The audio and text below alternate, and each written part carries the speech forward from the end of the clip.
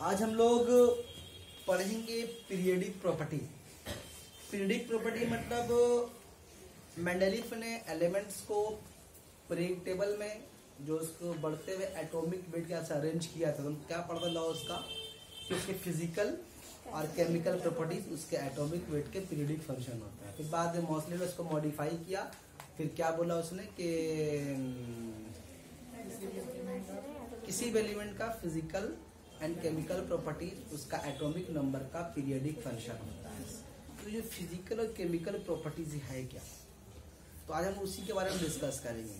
Physical और chemical properties क्या है, किसी भी एलिमेंट का हम लोग टेबल में देख के उसका फिजिकल प्रॉपर्टीज पता कर सकते हैं कि उसका साइज कैसा होगा, उसका रिएक्टिविटी कैसा है, वो किसी कंपाउंड से मिलेगा तो कैसा बॉन्ड बनाएगा, सारा देख के पता कर सकते हैं। दो एलिमेंट में कौन ज्यादा रिएक्टिव है, कौन कम रिएक्टिव है, सब कुछ डिस्कस कर सकते हैं हम लोग। तो अभी आपको हम कुछ बेसिक प्रॉपर्टी बताएंगे। जो उसमें जो सबसे पहला आपको हम बताएंगे एटॉमिक साइज। हर एटम का जो साइज है क्या हुआ, हर क्या बाबू, तो हम लोग आज डिस्कस करेंगे किसी भी एलिमेंट का एटॉमिक साइज के बारे में। एटॉमिक साइज का मतलब कि कोई एटम साइज के एतबार से कितना बड़ा, हालांकि एटम को देख नहीं सकते हम लोग, लेकिन उनमें भी अगर कोई अगर छोटा है कोई बड़ा है तो उसके साइज के बारे में डिस्कस करेंगे हम लोग। कौन कितना बड़ा है, कौन कितना छोटा है, कोई बड़ा है तो क्यों बड़ा है, कोई छोटा है तो क्यों छोटा है। उससे पहले तो हम लोग डिस्कस करते हैं न्यूक्लियर पार्टिकल के बारे में। न्यूक्लियर पार्टिकल मतलब वो पार्टिकल जो न्यूक्लियस के अंदर रहता है। हम लोग क्या पढ़े, न्यूक्लियस में कौन कौन रहता है, प्रोटॉन और न्यूट्रॉन, और आउटर मोस्ट ऑर्बिट पे कौन रहता है, इलेक्ट्रॉन रहता है, ठीक है ना। आउटर मोस्ट ऑर्बिट पे इलेक्ट्रॉन रहता है। इलेक्ट्रॉन का चार्ज कैसा होता है, नेगेटिव होता है, और प्रोटॉन का चार्ज पॉजिटिव होता है। यहाँ तक बात समझ में आ रही है। अच्छा, तो हम लोग एक बात ये भी जानते हैं कि इलेक्ट्रॉन और प्रोटॉन चूंकि एक तुम्हारा नेगेटिव एक तुम्हारा पॉजिटिव है, तो हम ये भी जानते हैं कि नेगेटिव और पॉजिटिव एक दूसरे को अट्रैक्ट करता है। तो जाहिर सी बात है कि जो न्यूक्लियस का जो प्रोटॉन है वो आउटर मोस्ट इलेक्ट्रॉन को अट्रैक्ट करता होगा, या इसका अगर हम रिवर्स बोले तो जो आउटर मोस्ट ऑर्बिट पे जो इलेक्ट्रॉन है वो प्रोटॉन को खींचता होगा। लेकिन हम जानते हैं कि एटम इलेक्ट्रिकली न्यूट्रल होता है कि हर एक इलेक्ट्रॉन हर एक नेगेटिव दूसरे पॉजिटिव चार्ज को मार देता है। लेकिन एक बात ये भी हमें समझने वाली है कि न्यूक्लियस में क्या होता है, जितना हम जानते हैं किसी एटम में जितना प्रोटॉन होता है उतना ही इलेक्ट्रॉन होता है। तो सारा प्रोटॉन एक खास जगह में जमा रहता है और इलेक्ट्रॉन डिस्ट्रीब्यूट रहता है, ठीक है। मतलब इलेक्ट्रॉन जो एक जगह जमा नहीं होता है, जिस तरह प्रोटॉन जमा रहता है उस तरह से इलेक्ट्रॉन जमा नहीं रहता है। मेरी बात समझ में आ रही है। बचपन में कहानी पढ़ेंगे आप लोग ना, एक किसान का 7 बेटा था, सातों बहुत लड़ते थे। तो किसान ने एक दिन सबक सिखाने के सातों को बुलाया एक दिन, और एक बार उनको 7 लकड़ियां गट्ठर दिया, बोला तोड़ो। हर कोई ताकत लगाया, टूटा नहीं, है ना। तो फिर एक एक अलग अलग करके दिया, बोले कब तोड़ो, तो सब तोड़ दिया। फिर किसान जो था मोरल लेसन वो बाद में समझ में आता है, लेकिन हम वो मोरल लेसन हम नहीं दे रहे हैं। हम बताना चाह रहे हैं कि जब बहुत सारा प्रोटॉन अगर एक साथ है और इलेक्ट्रॉन डिस्ट्रीब्यूट है तो क्या होता है, किसी पार्टिकुलर इलेक्ट्रॉन को बहुत सारा प्रोटॉन खींचता है। नई बात समझ आ रही है। ऐसे मान लीजिए, अच्छा और मिसाल देके समझाते हैं अगर आपको। ऐसे मान लीजिए यहाँ पर आप लोग 8 लड़का है, आप लोग मान लीजिए इस इलाके में रहते हैं, ठीक है, भाई जगह चौक के आसपास रहते हैं, और आप लोग का झगड़ा गया बागदी वाड़ा के लड़का लोग से, जब यहाँ झगड़ा चलता रहता है, बागदी वाड़ा नहीं हुगला बड़ा का लगे झगड़ा हो गया। तो अगर मान लिए झगड़ा हो गया तो बोला ठीक है अकेले बिठा दो, को देखते हैं। तो मान लो अगर अकेले कभी शरमत बिठा गया वहां पर अलग से पिटाई खा जाएगा ना, तो भिलाएगा, मार देगा। या कभी मान लो साकिब रेललाइन में अकेले पकड़ा गया, तो अकेले और लोग सब झुंड में है, तो क्या होगा, झुंड वाले एक आदमी को तो फोड़ ही देगा ना। अकेले कितने लड़ेगा, साउथ के हीरो थोड़ी ना, साउथ के हीरो तो जमीन पटकते तो बेकार हो जाएगा। तो बोलने का मतलब है कि अगर एक साथ ये भी लोग निकलेगा तो तब ताकत बराबर होगी। लेकिन अगर अलग अलग इंडिविजुअली रहेगा तो क्या होगा, सब मिलकर फोड़ देगा। वैसे क्या होता है, इलेक्ट्रॉन अलग अलग ऑर्बिट पे डिस्ट्रीब्यूट है और वो रिवॉल्व भी कर रहा है तो किसी एक पार्टिकुलर इलेक्ट्रॉन पे किसी पार्टिकुलर टाइम में सामने न्यूक्लियर चार्ज ज्यादा लगता है, एक साथ मिलकर हमला करता है लोग उसके ऊपर, तो खींचने की अपनी तरफ कोशिश करता है। मेरी बात समझ आ रही है? इलेक्ट्रॉन को खींचने की कोशिश करता है, क्योंकि इलेक्ट्रॉन जो है वो सब क्या होता है, एक साथ तो जमा नहीं होता, वो तो अलग अलग, पहले पे 2 होता है, फिर 8 होता है, फिर उसका 18 होता है, ऐसे करके डिस्ट्रीब्यूट क्या हुआ रहता है, अभी सब कुछ गैप में रहता है, रोटेट करता रहता है एंटीक्लॉकवाइज से, और न्यूक्लियस में प्रोटॉन से बैठा हुआ है। ठीक बात समझ आ रही है? तो होता क्या है कि न्यूक्लियस का जो पार्टिकल है वो क्या करता है, इलेक्ट्रॉन को खींचता है, जिसकी वजह से क्या होता है, मान लीजिए बीच में अगर न्यूक्लियस है तो ऊपर इलेक्ट्रॉन को खींच रहा है, हालांकि खींच के अपने अंदर जमा नहीं कर लेता, ऐसा होता नहीं है, लेकिन एक चार्ज उसके ऊपर लगता है, और जिसकी वजह से क्या होता है, जब वो नीचे खिंचाता है तो साइज क्या होता है, छोटा होगा। जब दाब की टांग उसको नीचे करेगा तो क्या होगा, छोटा होगा ना। तो ये जो किसी भी एटम का जो साइज होता है वो उसके न्यूक्लियर चार्ज के ऊपर डिपेंड करता है। जितना न्यूक्लियर चार्ज ज्यादा होगा उतना किसी भी एटम का साइज छोटा होगा, जितना न्यूक्लियर चार्ज कम होगा उतना कम होगा, तो जो इलेक्ट्रॉन है आराम से उसको ताकत महसूस नहीं होगा, तो वो ठीक अपने फ्रीली मूव करता रहेगा, उसको कोई फोर्स महसूस नहीं होगा कि कोई खींच रहा है। बात समझ में आ रही है? तो जितना न्यूक्लियर चार्ज ज्यादा होगा एटॉमिक साइज उतना छोटा होगा, और जितना न्यूक्लियर चार्ज कम रहेगा एटॉमिक उतना बड़ा रहेगा। हम ऐसे ही पिछले क्लास में कुछ दिन पहले बोला कि किसी भी एटम का सबसे इम्पोर्टेंट चीज कौन है, उसके न्यूक्लियर पाया जाने वाला प्रोटॉन, उसी को बोलते हैं एटॉमिक नंबर। और अगर हम बोल रहे हैं न्यूक्लियर चार्ज, तो किसके बारे में बात कर रहे हैं, प्रोटॉन के बारे में बात कर रहे हैं, क्योंकि न्यूक्लियस में तो कोई चार्ज है ही नहीं, सिर्फ प्रोटॉन ही तो है, जो न्यूट्रॉन से कोई चार्ज तो है नहीं। अगर हम न्यूक्लियर चार्ज बोल रहे हैं तो क्या बोल रहे हैं, प्रोटॉन के बारे में बात कर रहे हैं। अगर हम एटॉमिक नंबर बोल रहे हैं तो भी प्रोटॉन ही बोल रहे हैं, और अगर प्रोटॉन बोल रहे हैं तो प्रोटॉन ही होगा। बात समझ में आ रही है? तो ये टेबल में जो एलिमेंट जो अरेंज है, इसमें ये देखा गया कि अगर हम टेबल में किसी खास पीरियड पे उसको सामने कर दे, अच्छा रहेगा ना, सामने कर दे, थोड़ा सा उठा दो आप उसको, किताब जो आ जाएगा किसका, लंबी निकली क्या था,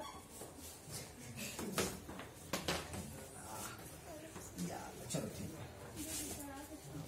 किसी भी एक पार्टिकुलर पीरियड पे, किसी भी पीरियड 1 है, period 2, period 3, period 4, period 5, period 6, period 7 periods है। किसी भी एक पीरियड में अगर हम बाएं से दाएं जाएं, फ्रॉम लेफ्ट टू राइट, आपके यहाँ से लेफ्ट कौन है ना, राइट बाएं, अगर किसी भी पीरियड टेबल में अगर हम लेफ्ट से राइट जाएं, लेफ्ट से अगर राइट जाएं, तो atomic size Aahista Aahista decrease करेगा। क्या करेगा? डिक्रीज करेगा। बात समझ में आ रही है? और अगर यही काम अगर ऊपर से नीचे करें, फ्रॉम टॉप टू बॉटम करें, तो ठीक उसका उल्टा होगा। जो चीज यहाँ से यहाँ डिक्रीज करता है वो यहाँ से यहाँ, जो चीज यहाँ से यहाँ इंक्रीज करेगा वो यहाँ से यहाँ। तो फ्रॉम लेफ्ट टू राइट है, और एक टॉप टू बॉटम। अगर हम बोलेंगे लेफ्ट टू राइट, तो किस पे देख रहे होते हैं हम लोग, एक पार्टिकुलर पीरियड में देख रहे होते हैं। अगर टॉप टू बॉटम बात कर रहे हो तो क्या बात कर रहे होते हैं, एक पार्टिकुलर ग्रुप के बारे में बात कर रहे होते हैं। अगर हम बोले टॉप टू बॉटम, तो ये बेरियम है, मैग्नीशियम है, कैल्शियम है, सीरियम है, और बेरियम है, और रेडियम है, इस तरह से बात कर रहे हैं। अगर हम बात कर रहे हैं फ्रॉम लेफ्ट टू राइट, इसका मतलब किसके बारे में बात कर रहे हैं, पीरियड के बारे में। बात समझ में आ रही है? अब ऐसा नहीं है अगर हम लेफ्ट टू राइट गए तो इसको बोले फिर उसको बोले फिर उसको बोले, ऐसा नहीं, देवरन नहीं है हम लोग, वो टेढ़ा भागता है। देखो देवरन में गाना हो ना, हीरे की तमन्ना है कि पन्ना उसे मिल जाए, टेढ़ा भागता है। ठीक है, तो क्या हुआ बहरहाल, तो समझ गया। अगर हम बोलेंगे फ्रॉम लेफ्ट टू राइट, तो क्या समझिएगा, पीरियड से, किसी पार्टिकुलर पीरियड पे। ऐसा नहीं कि इस पीरियड के बारे में बात कर, इसके बारे में बात कर, इसके बारे में बात कर, एक पार्टिकुलर पीरियड होगा। और अगर टॉप टू बॉटम बोलो तो इसका मतलब क्या होगा, हाँ जी, एक पार्टिकुलर, एक खास ग्रुप, एक खास तरह का ग्रुप। चलिए, तो पहले हम लोग बात करते हैं किसके बारे में, हम लोग बात करते हैं एटॉमिक साइज के बारे में। ये एटॉमिक साइज क्या है, एक प्रॉपर्टी है, किसी भी एटम की एक प्रॉपर्टी है। अब आपको मान लीजिए 4 या 3 एटम दे दिया जाए और आपसे पूछा जाए कि इस पे कौन सा एटम का साइज बड़ा होगा, तो आप इस टेबल में देख कर आराम से पता लगा सकते हैं। तो जब क्या बोला आपको हम कि अगर फ्रॉम लेफ्ट टू राइट जाएंगे तो साइज एटम का डिक्रीज करेगा, ऊपर से नीचे आएंगे तो इंक्रीज करेगा। अभी अगर आपसे पूछ ले यहाँ पर, अच्छा आप बताइए सोडियम मैग्नीशियम में बड़ा कौन होगा? जी हम क्या बोला कि बाएं से दाएं जाएंगे तो साइड डिक्रीज करेगा, जब डिक्रीज करेगा फिर तो कम हुआ ना। हबड़ा का जवाब का है, पान खाता का रे, तो बड़ा कौन होगा? सोडियम बड़ा हुआ ना। अभी अगर आपसे पूछ ले बताइए सोडियम में और एल्युमिनियम में बड़ा कौन है? सोडियम बड़ा है ना, क्योंकि फ्रॉम लेफ्ट टू राइट जाएंगे किसी एक खास पीरियड पे साइज क्या बोला? डिक्रीज करेगा ना। अगर अभी आपसे हम पूछते बताओ तो लिथियम और रिविडियम में कौन बड़ा है? रिविडियम बड़ा है, क्योंकि ऊपर से नीचे आते तो साइज बड़ा होता है। आप लिख दे, इस बात को याद रहेगा, ठीक है। तो क्या बोलेंगे यहाँ पर हम लोग?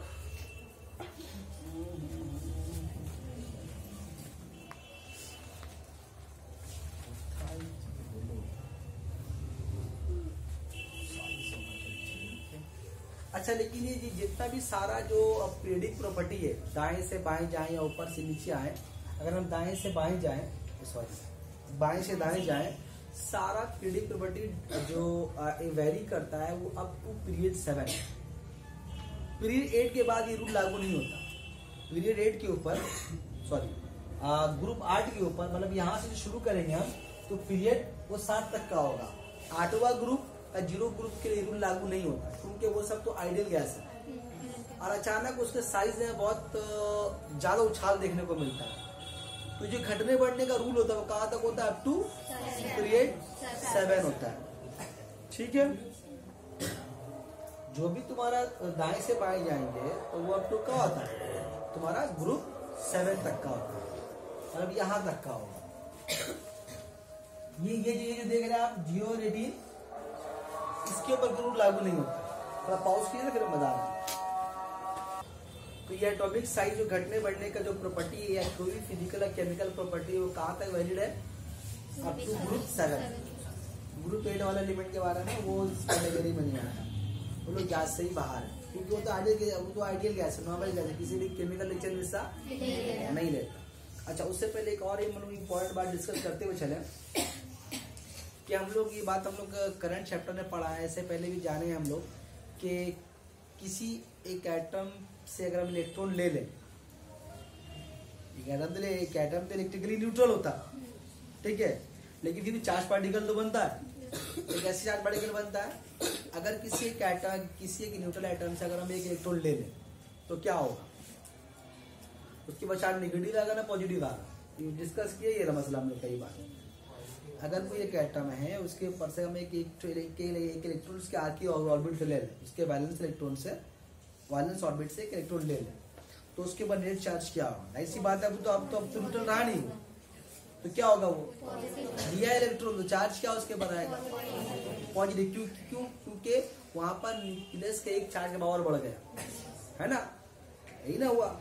और अगर हम उसके बाद अगर उसको एक इलेक्ट्रॉन दे दिया तो क्या होगा? है जी, नेगेटिव आएगा। तो जो पॉजिटिव चार्ज को क्या बोलते हैं हम लोग? पॉजिटिव चार्ज को बोलते हैं केटायन, है ना, और नेगेटिव चार्ज को क्या बोलते हैं? एनायन। और इन दोनों को मिलाकर क्या बोलते हैं? आयोन्स।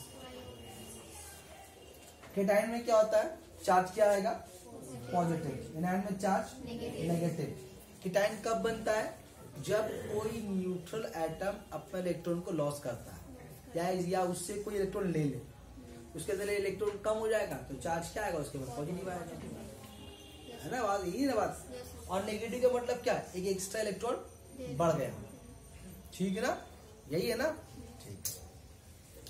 अब बात सुनिए, किसी भी हम लोग करंट चैप्टर में क्या पढ़ा था कि जो भी करंट का फ्लो में कौन सा इलेक्ट्रॉन हिस्सा लेता है? जो उसका आउटर मोस्ट ऑर्बिट पे जो इलेक्ट्रॉन उसको लोग बोलते हैं वैलेंस इलेक्ट्रॉन बोलते हैं, ठीक है। यहाँ तक बात समझ में आई? तो किसी भी एटम से अगर आप इलेक्ट्रॉन ले रहे हैं या निकालना चाह रहे हैं, इलेक्ट्रॉन दे रहा है, ये लेना देना कब तक का होता है? किसी एक एटम से आप एक इलेक्ट्रॉन निकाल सकते हैं, उसके लिए बहुत एनर्जी खर्चा होता है, बहुत ताकत लगानी पड़ती है, वो ताकत हम आप समझ रहे हैं, लेकिन बहुत एनर्जी उसमें वेस्ट होता है, खर्चा होता है किसी भी एक एटम के ऑर्बिट से एक इलेक्ट्रॉन निकालने के लिए। ठीक है, आम हालत में कोई भी एटम आप इलेक्ट्रॉन देना मतलब पड़ा करें, तभी तो दगड़ पड़ता है पोटेंशियल डिफरेंस करंट को फ्लो के लिए। आम हालत में कोई भी इलेक्ट्रॉन अपना ऑर्बिट छोड़ना नहीं चाहता। अगर किसी आखिरी ऑर्बिट से एक इलेक्ट्रॉन निकाल रहे हैं तो उसके लिए बहुत एनर्जी खर्च होता है। चलिए मान लेते हैं आपने एक इलेक्ट्रॉन निकाल लिया तो उसका चार्ज क्या आएगा, पॉजिटिव चार्ज आएगा। यहाँ तक आवाज समझ में आ रही है। चलिए मन किया एक और इलेक्ट्रॉन निकालने का मन किया, तो जब दूसरे इलेक्ट्रॉन निकालने जाएंगे तो पहले के मुकाबले में आपको बहुत ज्यादा एनर्जी लगेगी। मतलब हर कोई इलेक्ट्रॉन देना चाहते हैं, एक तो दे जबरदस्ती ले लिया, दूसरा भी तुमने नहीं मांग रहे हो तो उसका वजूद तो खत्म हो रहा है, तो वो देना नहीं चाहता, बहुत ह्यूज अमाउंट ऑफ एनर्जी खर्च करना पड़ता है। चलिए मान ली किसी तरह एनर्जी निकाल भी लिया आपने, फिर अगर मन किया एक और निकालेंगे तो तीसरा इलेक्ट्रॉन निकालने के लिए मतलब बहुत पापड़ बेलने पड़ता है। मतलब एटम अपना तीसरा इलेक्ट्रॉन देना ही नहीं चाहता, वो निकलता लेकिन बहुत मुश्किल से। मतलब मेरा बोलने का मतलब कि किसी एटम के आखिरी ऑर्बिट से आप इलेक्ट्रॉन निकालना चाहे तो एक निकाल ले ठीक है, दो निकाल ले ठीक है, तीसरा निकालना बहुत मुश्किल है। अच्छा, ये इलेक्ट्रॉन का निकलना बाहर आना क्यों होता है? जब भी कोई एटम एक इलेक्ट्रॉन लॉस करेगा तो ठीक कोई ना कोई इसके आसपास एक ऐसा एटम होगा जिसको इलेक्ट्रॉन चाहिए। कोई एटम इलेक्ट्रॉन लॉस करके खाली बैठा नहीं रहेगा। अगर कहीं पर से किसी इलेक्ट्रॉन को अगर हम निकाल रहे हैं तो इलेक्ट्रॉन जरूर किसी न किसी का दरकार है। नहीं बात सही में आ रही है? मतलब वो इलेक्ट्रॉन ऐसी फ्री हवा में घूरेगा नहीं। मतलब अगर कोई इलेक्ट्रॉन ले रहा है तो देने वाला भी कोई होगा, कोई अगर दे रहा है तो लेने वाला भी कोई होगा। बेगर अगर लेने वाला नहीं है तो देने वाला देगा भी नहीं, और देने वाला नहीं है तो लेने वाला लेगा भी नहीं। तो जब कोई इलेक्ट्रॉन देने वाला है तो कोई ना कोई लेने वाला होगा, और अगर कोई लेने वाला है तो कोई देने वाला भी होगा। बात समझ में आ रही है? अगर कोई आदमी अमीर हो रहा है तो गरीब भी कोई ना कोई होता होगा, कोई गरीब हो रहा है तो कोई ना कोई अमीर होता होगा, कहीं ना कहीं पैसा तो फ्लो हो रहा। अब लड़की का अमीर हो गई तो उसका तो गरीब हो जाएगी, क्यों? उसका बैग में 100 निकाल के चोरी कर दी, अब ये भी गरीब हो गई। तो कोई ना कोई अमीर गरीब होगा, कोई अमीर हो तो गरीब तो होता ही होगा। तो वैसे ही बोलने का मतलब क्या, अगर इलेक्ट्रॉन कोई अगर लॉस कर रहा है तो उसे लेने वाला भी होगा, और कोई इलेक्ट्रॉन गेन कर रहा है तो देने वाला भी कोई। यहाँ तक बात समझ में आई? ये लेन देन क्यों होता है? जब भी कोई कंपाउंड बनता है, कंपाउंड मतलब क्या? मान लीजिए वाटर हाइड्रोजन से ऑक्सीजन से मिलकर बना है, कार्बन डाइऑक्साइड कार्बन से ऑक्सीजन से मिलकर बना है, मीथेन गैस कार्बन से हाइड्रोजन से मिलकर बना है। तो ये जो भी कंपाउंड बनते हैं वो कई सारे एलिमेंट से मिलकर बनते हैं। ये एलिमेंट से मिलकर कब बनते हैं? जब उसका आउटर मोस्ट ऑर्बिट का इलेक्ट्रॉन का शेयरिंग होता है या फिर ट्रांसफर होता है। जब कोई इलेक्ट्रॉन देगा दूसरा लेगा, तो जो देने वाला है जो लेने वाला है, अगर दोनों में म्यूचुअल अंडरस्टैंडिंग है तभी दोनों मिले कंपाउंड बनाता है। अगर मान लीजिए नमक सोडियम क्लोराइड अगर बन रहा है, सोडियम क्लोराइड, तो सोडियम जो है इलेक्ट्रॉन देता है और क्लोरीन इलेक्ट्रॉन लेता है। मतलब वो देने के लिए रेडी और ये लेने के लिए रेडी है। दोनों, एक आदमी देने की रेडी, एक आदमी लेने की रेडी, तभी कंपाउंड बनता है। कंपाउंड नहीं बनेगा। मान ये म्यूचुअल अंडरस्टैंडिंग एटम में होता है कि हम इलेक्ट्रॉन देंगे तो इलेक्ट्रॉन ले लो, और हम मिलकर कंपाउंड बनाते हैं। जितना भी कंपाउंड बनता है वो असल में क्या होता है, जो वैलेंस इलेक्ट्रॉन होता है उसके ट्रांसफर से या फिर शेयरिंग से बनता है। जो आखिरी ऑर्बिट पे जो इलेक्ट्रॉन है उसके ट्रांसफर से या शेयरिंग से कंपाउंड के बीच बॉन्ड बनता है, इस बॉन्ड से फिर एक नया कंपाउंड बनता है। इसको आपको इससे पहले भी मिसाल देकर समझाया। जैसे मान लीजिए कि ये दो लड़की में बहुत दोस्ती है, तो मान लीजिए अगर ये लड़की 2 दिन से खाना नहीं खाई, घर में इसका बहुत हालत खराब है, काम वाम नहीं हो रहा, 2 दिन से खाना नहीं खाई है, उसे घर में एकदम अच्छा ठीक है, टिफिन स्कूल गई है, खाना नहीं खाई 2-3 दिन से, और उसके बाद टिफिन है, ठीक है पूरा। तो इन लोग का दोस्ती कैसा है, बहुत स्ट्रांग है। बोले ले भाई तेरी खाई थी, पूरा खा ले, हम नहीं खाए, खा खुश रहे। मतलब वो पूरा वो भूख जाएगी इसको, लेकिन पूरा खिला देगी। बोली हम खा के पेड़ होते खा ले। बात समझ में आ रही है? तो क्या किए, एक आदमी का बहुत ज्यादा खाना था, एक आदमी का खाना नहीं था, तो क्या किया पूरा खाना अपना। तो ऐसा कब होता है? जब दोस्ती बीच में बहुत ज्यादा होता है। अब इसे निगार है और अफरा कलाम है, ठीक है, अब निगार के पास 3 रोटी है और आरफा कलाम भूखी है, लेकिन दोस्ती तो स्ट्रॉन्ग नहीं है लोग के बीच में। ठीक है ना, आरफा कलाम बोले देखो खाना नहीं खाया, मेरे रोटी दे दे। तो बोले कि ठीक है 3 रोटी तो ऐसी पलटी टूटी है, कभी खा दे, एक रोटी खा ली, एक रोटी आरफा कलाम ले ली, एक रोटी इसको दे दी, हालांकि भूखी 3 दिन से वो भी।